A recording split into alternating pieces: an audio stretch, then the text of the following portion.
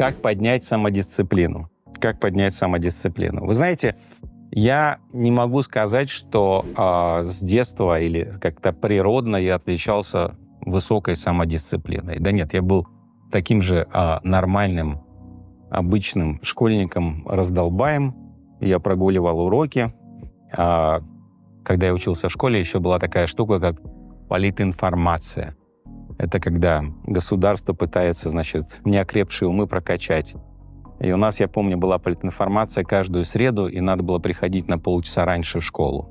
И у меня был просто какой-то блэкаут в отношении этого. То есть за 2 года в 9-10 классе я 1 раз только попал на эту политинформацию, меня чуть из школы не выгнали. Поэтому с самодисциплиной у меня были проблемы, когда я начал заниматься бизнесом с моими друзьями, партнерами. Это был первый бизнес. Первый бизнес была компания дистрибьютор Apple Computer. Мы были очень увлечены всем этим. Суперсовременные технологии, компьютерные системы для нелинейного видеомонтажа, компьютерные системы для полиграфии, клиенты, обслуживание и так далее. Это такой был первый самый бизнес. Мне очень сильно повезло, потому что уже в самом первом бизнесе, это было подразделение датской консалтинговой тренинговой компании, которая называется Time Manager International, которую основал Клаус Мюллер. Это один из таких столпов тайм-менеджмента, самоорганизации. Он разработал прекраснейший органайзер, тайм-менеджер, по-моему, так и называется, тайм-менеджер. В общем, в самом начале моей бизнес-карьеры мне просто невероятно повезло, потому что я смог попасть на 2-дневный тренинг Клауса Мюллера, где последовательно, прямо шаг за шагом, то есть он раскрывал как бы и философию управления временем. На самом деле это не управление временем, это скорее управление жизнью.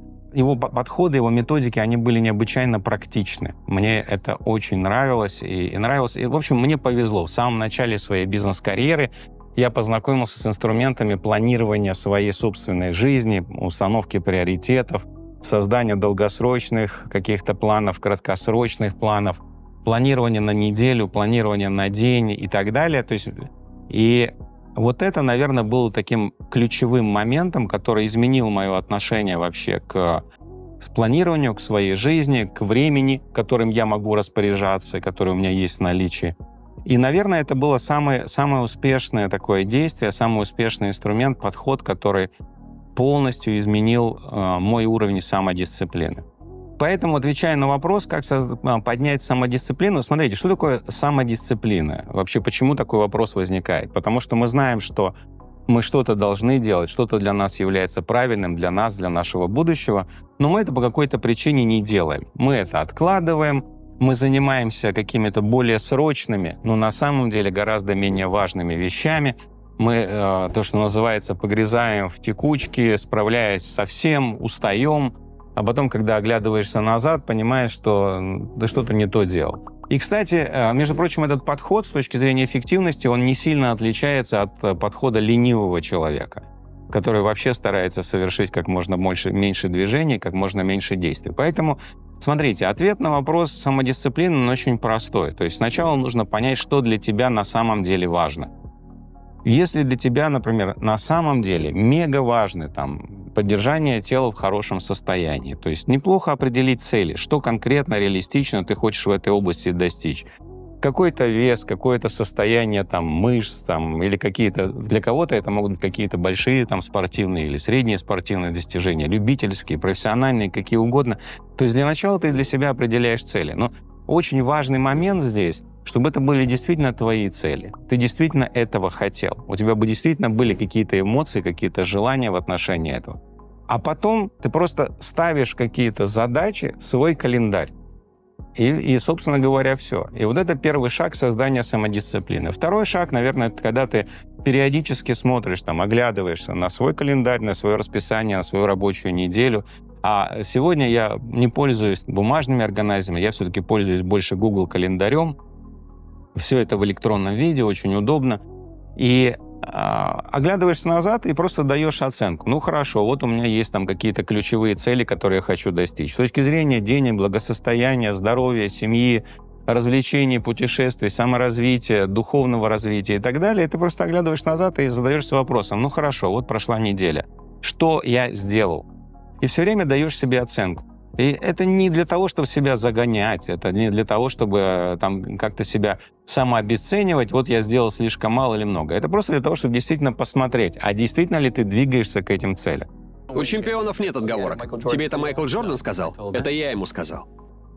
Кстати, в тайм-менеджменте есть такой прием очень интересный, это когда ты поставил какую-то цель, а потом делаешь такой ретроспективный анализ, там, неделя, 2, 3, месяц, 2, и вдруг ты обнаруживаешь, что ты ничего, ни одного шага не сделал для того, чтобы к этой цели приблизиться. И здесь, кстати, хороший вопрос задуматься, а насколько на самом деле для тебя важна эта цель. Может быть, она для тебя не важна, может быть, это что-то навязанное социумом, может быть, это просто ты поставил себе такую цель, потому что твои друзья этого хотят, или там, твоя семья этим увлекается, или общество тебе навязывает идею, что надо бегать, я не знаю, там, становиться айронменом или что-то еще.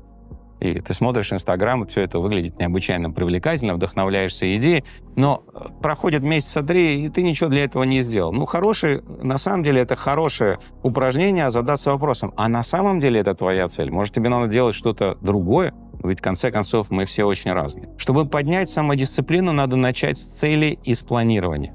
Но при этом честно планируя именно то, что вам нужно, что вам хочется, то, что вас вдохновляет. Потом разбиваете это на задачи, ставите свой календарь и двигаетесь. И, собственно говоря, вот это повышает самодисциплину. Потому что для того, чтобы самодисциплина повысилась, нужна какая-то положительная обратная связь. Ну хорошо, я поставил себе какую-то вот определенную цель. Если я сделал ряд задач, я вижу, что я к ней приближаюсь, я уже получаю какую-то обратную связь, я понимаю, что я делаю что-то правильно. Ну и второй момент, очень важный, который мне помогает в отношении самодисциплины, это календарь. Понимаете, у меня есть даже такая поговорка, что то, что стоит в моем календаре, случается, а то, что туда не попадает, не случается. И поэтому все, что для меня важно, я просто ставлю в календарь и выделяю на это время. Потому что, обратите внимание, мы живем в реальном материальном мире, и здесь все, что только можно сделать, все это требует какого-то времени.